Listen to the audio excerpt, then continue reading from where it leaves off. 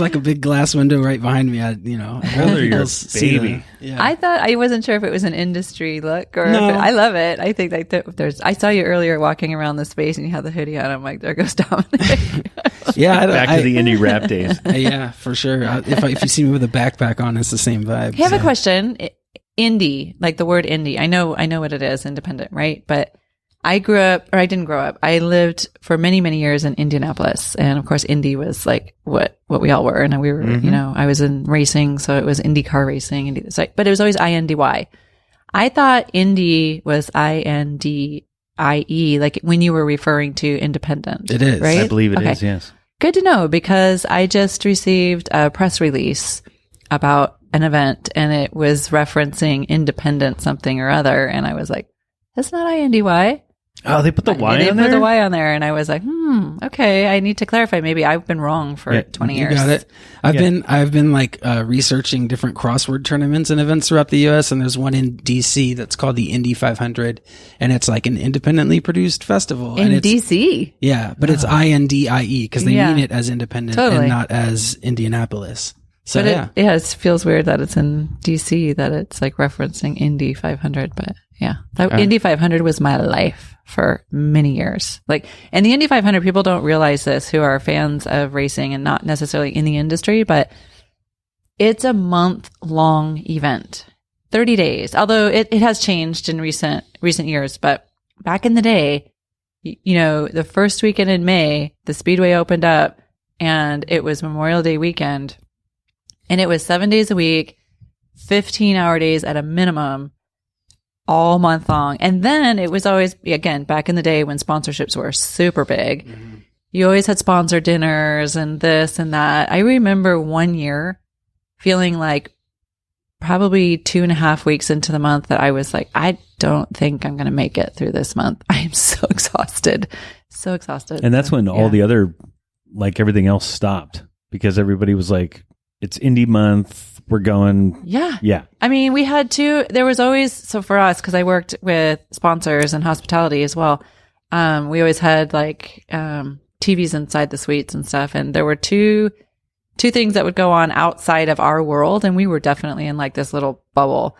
One was the Kentucky Derby. And one was, a lot of years because the Indiana Pacers were so good at the time. I don't follow basketball much anymore. So this was a long time ago. A long time ago.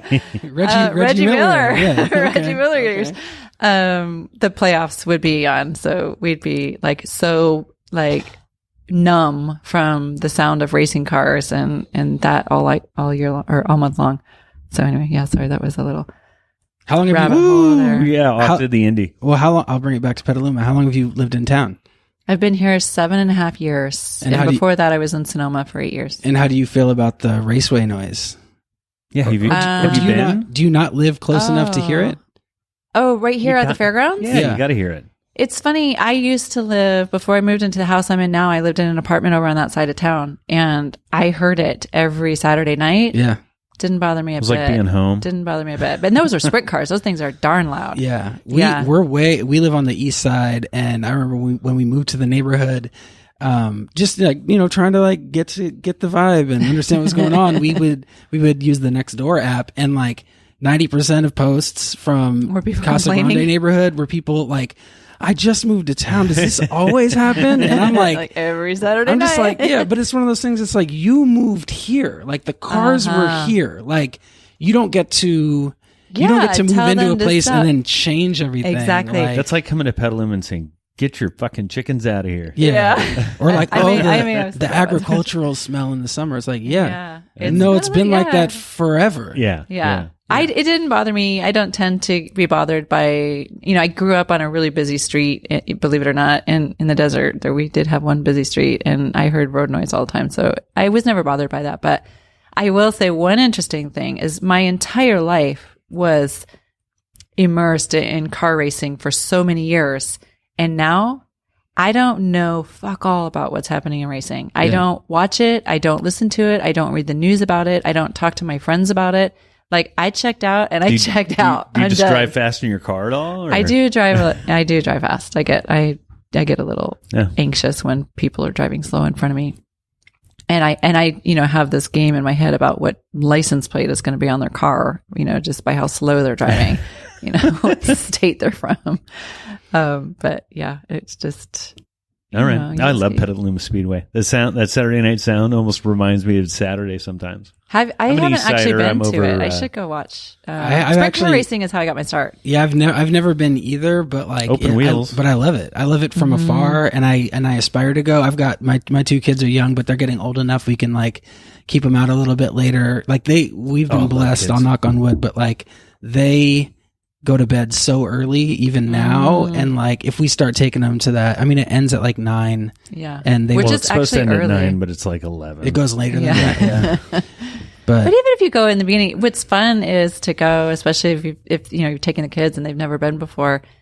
Go early before the event starts. Sit down in the front and be there for mud laps and like mud packing is what they call it. Right? Hot laps and mud packing.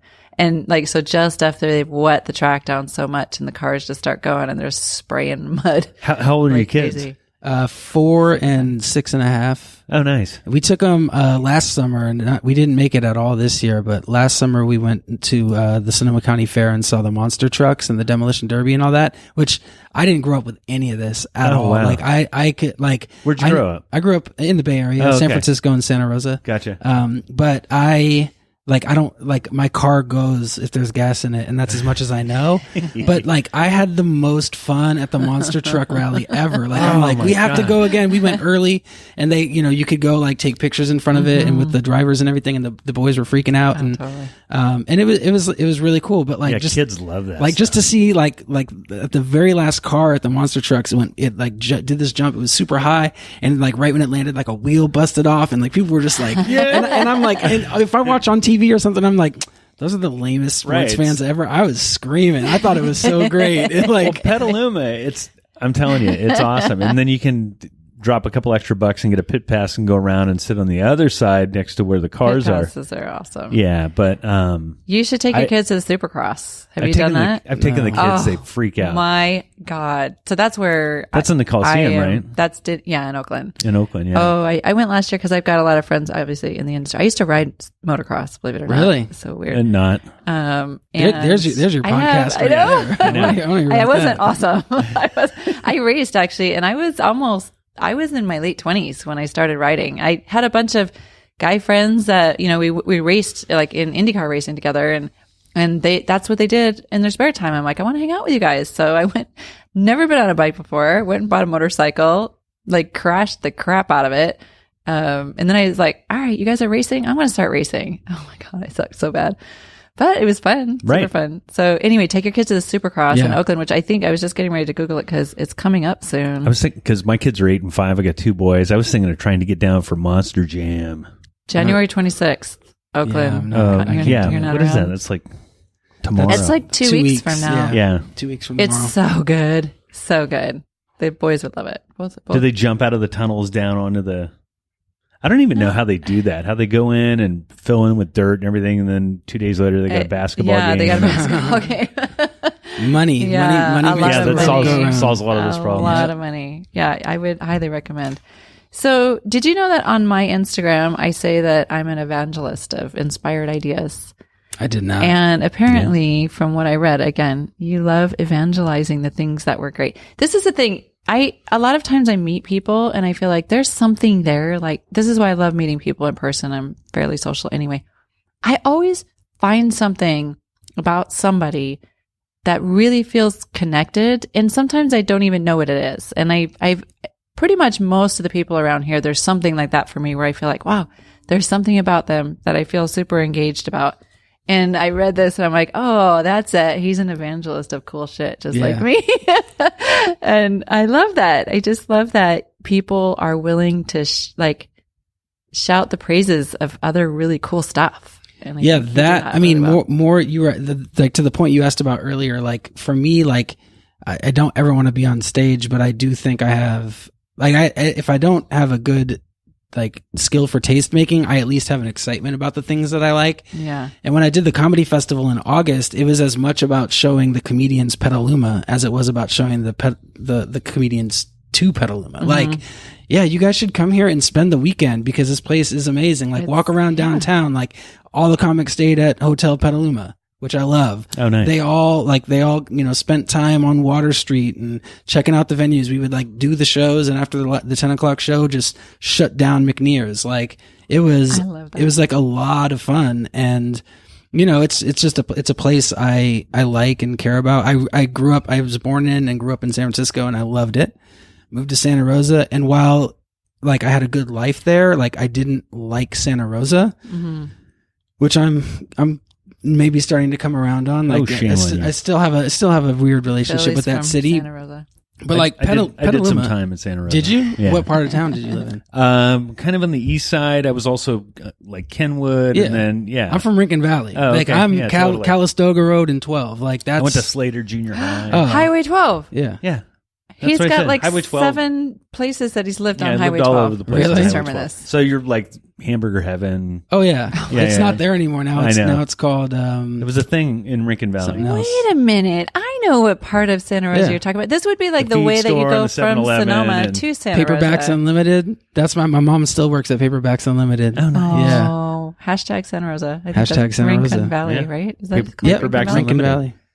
Yeah, there's a Phyllis's Yeah, now burger that place? used to be Heavenly Hamburger. It's Oh, Phyllis's okay. now. Gotcha. Yeah. Phyllis's Oh, burger, yeah. so good. Yeah. So Yeah, good. yeah, yeah. Somebody told me about that. I used to drive, I lived in Sonoma, so that's the direction I would drive if I go to Santa Rosa. And Yeah. somebody told That me was there about that burger forever. place. Yeah. I used to take McKenna On 12 though, what you need to eat is Cafe Citti in Kenwood. Oh, nice. Oh, I've never Yeah. been there. Oh, Shout out to Ben Really? Karsner, Oh, my former God. waiter friend of mine who worked That at feels TD super old school. years Has ago. that been there forever? yeah, it hasn't changed a lick. Like, Yeah. Oh, really? No, Not it's a the bit. same place. Like, what's funny is when they have like a little outdoor patio you can Mm-hmm. eat on. And when I was like 12, we were there having lunch and I got stung by a bee. And then The bee's still there on the floor. and then I ate The bee there. died. I ate there when I was like 29 and I got stung by a bee.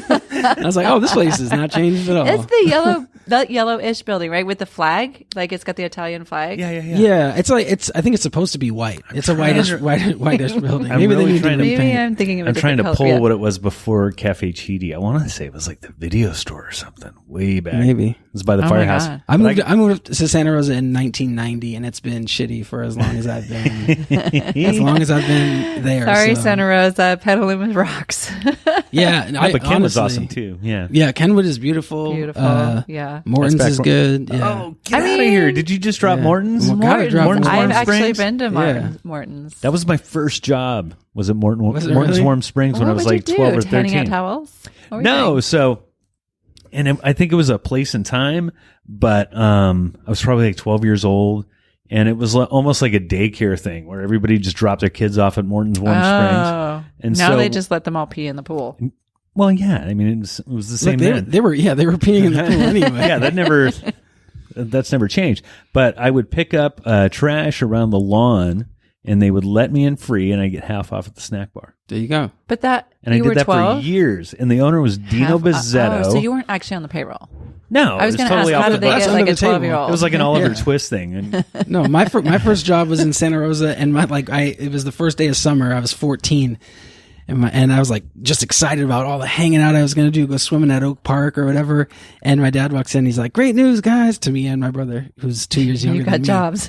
I'm like, "What?" He's like, "I got you a job." I'm like, "No!" And under the table, I would lace shoes at a soccer shop by the Veterans Building in Santa nice. Rosa, and I wound up like, I worked the there local for- boys. Wait, under the Wow. table, like Wow. Yeah, I'm showing them, dropping my knowledge. This yeah. dude just dropped Local Boys. That's old school Santa Yeah. Rosa. Jeez, I worked there. That was my first job.